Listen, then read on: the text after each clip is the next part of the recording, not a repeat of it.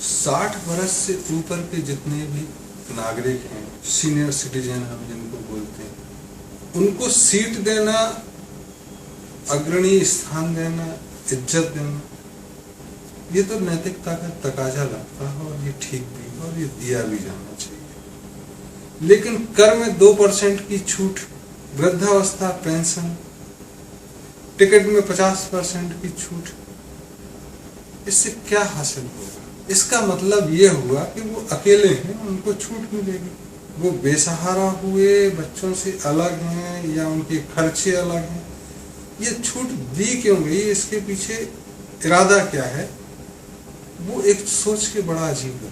विकसित देशों में जहां ये छूट दी गई है, वहां ये मान के चला गया है कि परिवार के साथ नहीं रहते हैं और इनके बीमारी पे खर्चा बढ़ जाएगा, तो इनको थोड़ी राहत देनी जरूरी है, या इनको जिंदगी भर काम करे ऐसो आराम देना जरूरी है। दूसरे मुल्कों में जो विकासशील हैं तथाकथित और जिनमें वृद्धों को कर में छूट दी गई है, टिकट में, हवाई जहाज में, वो लोग हैं जिनके बच्चे भी ठीक हैं और जिनकी पेंशन भी ठीक है, जिनकी आय भी ठीक है।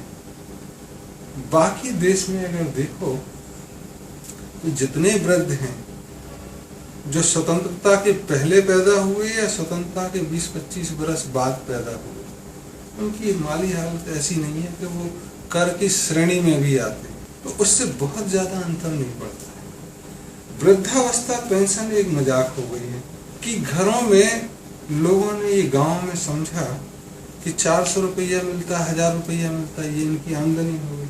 जिंदगी भर उनको 4 पैसा नहीं मिला और उनके पति ने या बच्चों ने उनको अच्छी तरह से पाल लिया। आज जब 1000 रुपये मिलने लगे उन्हें, तो उनकी हालत और खराब हो गई। तो ये बेकार की चीजें हैं जो कम से कम भारत जैसे देशों में बंद होनी चाहिए। न कर में छूट होनी चाहिए, न उनको टिकट में पैसा कम लगना चाहिए, जितना सबका लगता उतना लगे। लेकिन ये जरूर है कि अगर वो ट्रेन में या इसमें है तो उनको रिजर्वेशन में नीचे वाली सीट मिले, प्राथमिकता के आधार पर रिजर्वेशन मिले। और स्कूलों में भी ये पाठ पढ़ा जाए कि अगर कोई बुजुर्ग आ जाए और एक जवान लड़की खड़ी हो जाए तो बुजुर्गों को सीट देना ज्यादा जरूरी है। इतनी की जरूरत है। विकासशील देश आराम से कर सकते हैं, क्योंकि जो विकसित हुए हैं, जो पिछड़े हैं, उनमें एक आमतौर पर रहता है कि जुड़े रहते हैं।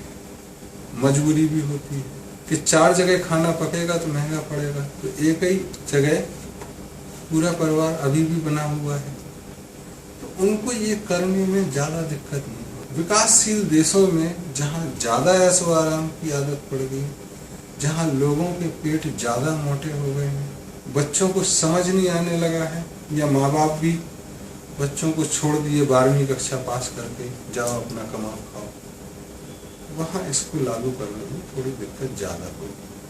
पहले विकासशील देश इसको कर लें, उसका देखी देखी कुछ सीख लेंगे विकसित देश, तो करें तो अच्छा है। बाकी सारी दुनिया एक साथ करे ऐसी की उम्मीद करना थोड़ा जागती हो, लेकिन सारी दुनिया एक साथ तो कभी करी भी नहीं है और उसके बारे में सोचना है। लेकिन इतना पक्का होता है कि एक जगह अगर लोकतंत्र की शुरुआत हुई तो कमोबेश 150-200 सालों में, 300 सालों में सारी दुनिया में लोकतंत्र की ओर सारे देश प्रवृत्त होते हैं। राजाशाही थी तो कमोबेश सारी दुनिया में राजाशाही थी। एक तरह का प्रचलन जो चलता है वो सारी दुनिया में धीरे धीरे आती है। टेलीविजन धीरे धीरे आई गई, इंटरनेट दुनिया में छाए हुआ है। तो ऐसी दुनिया जहाँ गतिशीलता बड़ी है, हो सकता है कि चीजें हम जितना समय में सोच रहे हैं उससे पहले क्रियान्वयन के दौर में आ जाए।